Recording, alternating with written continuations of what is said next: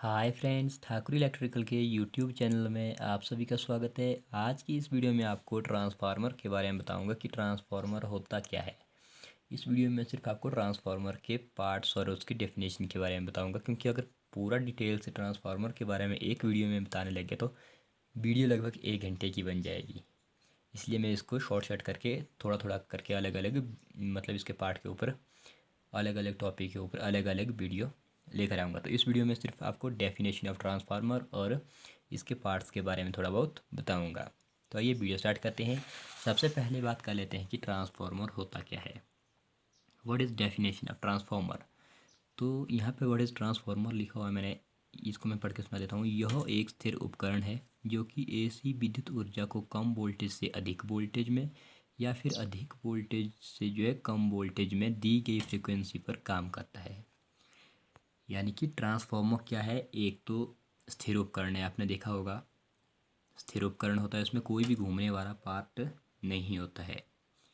और ये काम क्या करता है, ये एक बात मैं आपको बता देता हूँ कि जो ट्रांसफार्मर है वो केवल AC alternating current AC supply पर ही वर्क करता है। डीसी पे ट्रांसफार्मर कभी भी वर्क नहीं करता है। चाहे वो आपके इलेक्ट्रॉनिक सर्किट में लगे छोटे छोटे ट्रांसफार्मर ही क्यों ना हो, वो भी एसी पे ही कार्य करते हैं। डीसी पे कोई भी ट्रांसफार्मर वर्क नहीं करता है। और ट्रांसफार्मर क्या वर्क करता है, ये कम वोल्टेज को ज़्यादा वोल्टेज बनाने के लिए या फिर ज़्यादा वोल्टेज को कम वोल्टेज में बदलने के लिए ट्रांसफार्मर का यूज़ किया जाता है। और जब हम इसमें वोल्टेज को कम या ज़्यादा करते हैं तो इसमें फ्रीक्वेंसी में कोई भी परिवर्तन नहीं आता है। जितनी सप्लाई फ्रीक्वेंसी हमारे आ रही है उतनी ही फ्रीक्वेंसी स्टेप अप या फिर स्टेप डाउन करने के बाद भी हमारे को प्राप्त होती है। स्टेप अप स्टेप डाउन का मतलब होता है, स्टेप अप का मतलब होता है जब हम कम वोल्टेज को ज़्यादा वोल्टेज में बदलते हैं उसको स्टेप अप कहते हैं। और जब हम अधिक वोल्टेज को कम वोल्टेज में कन्वर्ट करते हैं ट्रांसफार्मर से तो उसको स्टेप डाउन कहते हैं। स्टेप अप ट्रांसफार्मर या फिर स्टेप डाउन ट्रांसफार्मर। इसमें स्टेप अप और स्टेप डाउन करते समय फ्रीक्वेंसी में कोई भी परिवर्तन नहीं होता है। जैसे कि हमारे भारत में जो मानक फ्रीक्वेंसी है वो 50 हर्ट्ज एचजेड रखी गई है। अब बात करते हैं ट्रांसफार्मर की बनावट के बारे में।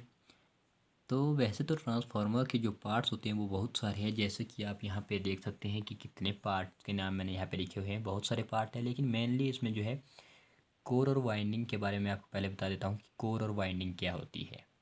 कोर जो यहाँ पे मैंने आपको 3 लाइनें मार के दिखाई है, ये कोर हो दिखाई है मैंने। और जो ये इस तरह से प्राइमरी वाइंडिंग और सेकेंडरी वाइंडिंग, ये आपकी वाइंडिंग हो गई। जो ट्रांसफार्मर कोर होती है वो सिलिकॉन स्टील की लैमिनेटेड पत्तियों से बनी होती है। क्योंकि सिलिकॉन स्टील का जो हिस्टैरिसीस स्थिरांक है वो बहुत ही कम होता है, इसीलिए हिस्टैरिसीस लॉस से बचने के लिए हिस्टैरिसीस लॉस से ट्रांसफार्मर में जो हिस्टैरिसीस लॉस होता है उसको कम करने के लिए जो लेमिनेटेड कोर है उसको सिलिकॉन स्टील का बनाया जाता है। इसको लेमिनेटेड इसीलिए बनाया जाता है ताकि एडी करंट लॉस को कम कर सके। जो हमारी कोर होती है उनको सिलिकॉन स्टील की बनाया जाता है हिस्टैरिसीस लॉस को कम करने के लिए, और लेमिनेटेड किया जाता है एडी करंट लॉस को कम करने के लिए। और जो हमारी कोर है उसका जो साइज़ है वो 0.35 से 0.5 mm रखा जाता है। 0.35 से 0.5 mm जो कोर की मोटाई है वो 0.35 से 0.5 mm रखी जाती है। यहाँ पे मैं आपको एक कोर टाइप ट्रांसफार्मर दिखा देता हूँ। तो जो ये हमारा यहाँ पे आप देख सकते हैं ये कोर है, और ये इस साइड आप एल टी एच टी देख सकते हैं, हाई टेंशन और लो टेंशन। ये हमारी वाइंडिंग की हुई है। तो कोर का कार्य इसमें क्या है, जैसे कि मैंने अभी तक आपको बताया कि कोर सिलिकॉन स्टील की लैमिनेटेड पत्तियों की बनी होती है। कोर का कार्य होता है मैग्नेटिक फ्लक्स को रास्ता प्रदान करना। यानी कि ये आप देख सकते हैं जो मैंने यहाँ पे एरो इसमें आप देख सकते हैं, ये मैग्नेटिक फ्लक्स का रास्ता है। जो मैग्नेटिक फ्लक्स जब हम यहाँ पे सप्लाई देंगे तो इसमें मैग्नेटिक फ्लक्स बनेगा, मैग्नेट बनेगा, तो जो फ्लक्स है वो इस कोर होके फ्लो करेगा। तो इस कोर का कार्य है मैग्नेटिक फ्लक्स को रास्ता प्रदान करना। एक बात मैं आपको बताता हूँ कि कोर के जिस भाग पर हम बाइंडिंग करते हैं उसको क्या कहते हैं, लिम्ब। कोर के जिस भाग पर वाइंडिंग की होती है उसको लिम्ब कहते हैं। ये क्वेश्चन बनता है कि कोर के जिस भाग पर बाइंडिंग की जाती है उसको क्या मतलब क्या कहते हैं, तो उसको लिम्ब कहते हैं। और जो वाइंडिंग होती है, वाइंडिंग भी मेनली दो प्रकार की होती है, एक सिलेंड्रिकल टाइप होती है और दूसरी सैंडविच टाइप वाइंडिंग होती है। इनके बारे में डिटेल में मैं आपको नेक्स्ट वीडियो में बताऊंगा कि सिलेंड्रिकल टाइप वाइंडिंग क्या होती है और सैंडविच टाइप वाइंडिंग क्या होती है। इस वीडियो में सिर्फ आपको इसके बाद जो ट्रांसफार्मर के पार्ट्स हैं उनके बारे में बताऊंगा। इसकी जो नेक्स्ट वीडियो इसके बाद जो मैं अगली वीडियो लाऊंगा वो आपको ट्रांसफार्मर के वर्किंग प्रिंसिपल के ऊपर मैं लेकर आऊँगा। अगर आपको ये वीडियो अच्छी लग रही है तो वीडियो को लाइक शेयर ज़रूर करिएगा। अब बात कर लेते हैं ट्रांसफार्मर के पार्ट्स के ऊपर। तो यहाँ पे मैंने एक ट्रांसफार्मर का डायग्राम बनाया हुआ है। इसमें मैं आपको बता देता हूँ कि इसमें क्या क्या है। आप देख सकते हैं ये टोटल पहले पूरा टैंक हो गया। टैंक के अंदर ऑयल है। ऑयल कौन सा ऑयल होता है इसमें? Mineral oil. दो प्रकार की वाइंडिंग है। ये मैंने यहाँ पे एक 3 फेस ट्रांसफार्मर बनाया हुआ है। ये प्राइमरी वाइंडिंग होगी, इस सेकेंडरी वाइंडिंग होगी। ट्रांसफार्मर में 3 फेस ट्रांसफार्मर में दो प्रकार के कनेक्शन किए जाते हैं, एक एक डेल्टा कनेक्शन, दूसरा स्टार कनेक्शन। इनके बारे में नेक्स्ट वीडियो में आपको डिटेल में बताऊंगा कि कहाँ पे स्टार कनेक्शन किया जाता है और कहाँ पे डेल्टा कनेक्शन किया जाता है।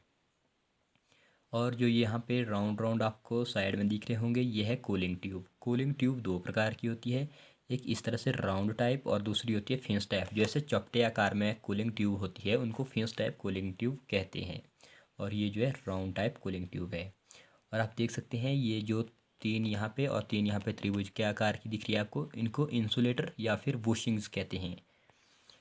और ये यहाँ पे आपको टेम्परेचर गेज दिख रहा होगा। टेम्परेचर गेज का कार्य होता है ऑयल के टेम्परेचर को मतलब बताना कि कितना टेम्परेचर हमारे ट्रांसफार्मर ऑयल का है।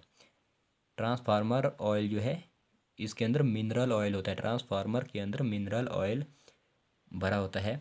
और जो ये हमारे वॉशिंग्स होते हैं इनका काम क्या होता है कि इनका काम होता है जो हमारे कंडक्टर्स होते हैं उनको सुरक्षित मतलब अंदर से ही ट्रांसफार्मर सीधा ट्रांसफार्मर के अंदर लेके जाना है। क्योंकि अगर हमारे जो इंसुलेटर्स नहीं होते तो हमारे जो वायर्स है वो ट्रांसफार्मर की बॉडी के साथ टच हो जाते, तो जिससे कि ऑपरेटर को करंट लग सकता है। इसीलिए ऑपरेटर की सुरक्षा के लिए यहाँ पे इंसुलेटर्स या फिर वॉशिंग्स यूज़ किए जाते हैं। ये हो गया आपका एक्सप्लोजिव वेंट। जब ट्रांसफार्मर के अंदर कोई गैस बन जाती है तो उसको बाहर निकालने के लिए ये एक्सप्लोजिव वेंट बना होता है। ये जब ज़्यादा मात्रा में गैस ट्रांसफार्मर के अंदर बन जाती है तो ये ढक्कन इसका खुल जाता है और गैस यहाँ से बाहर निकल जाती है। ये हो गया आपका कंजर्वेटर। ये हो गया आपकी vocals relay. Vocals relay transformer में फॉल्ट की कंडीशन में आपको हमारे को अलर्ट करता है।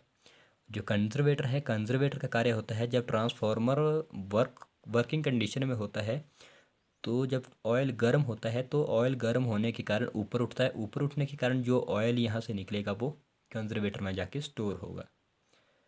और जब दोबारा से ट्रांसफार्मर का ऑयल जो ठंडा हो जाता है तो दोबारा से ट्रांसफार्मर ऑयल यहाँ से वापस ट्रांसफार्मर टैंक में चला जाता है।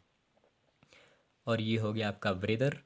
ब्रेदर के अंदर भरा होता है सिलिका जेल, और सिलिका जेल का वर्किंग होती है जो ट्रांसफार्मर में जो ब्रेदर के द्वारा हवा जा रही है उसमें जो हवा में नमी होती है उस नमी को जो सिलिका जेल होता है वो अवशोषित करता है और अंदर ड्राई एयर जाने देता है।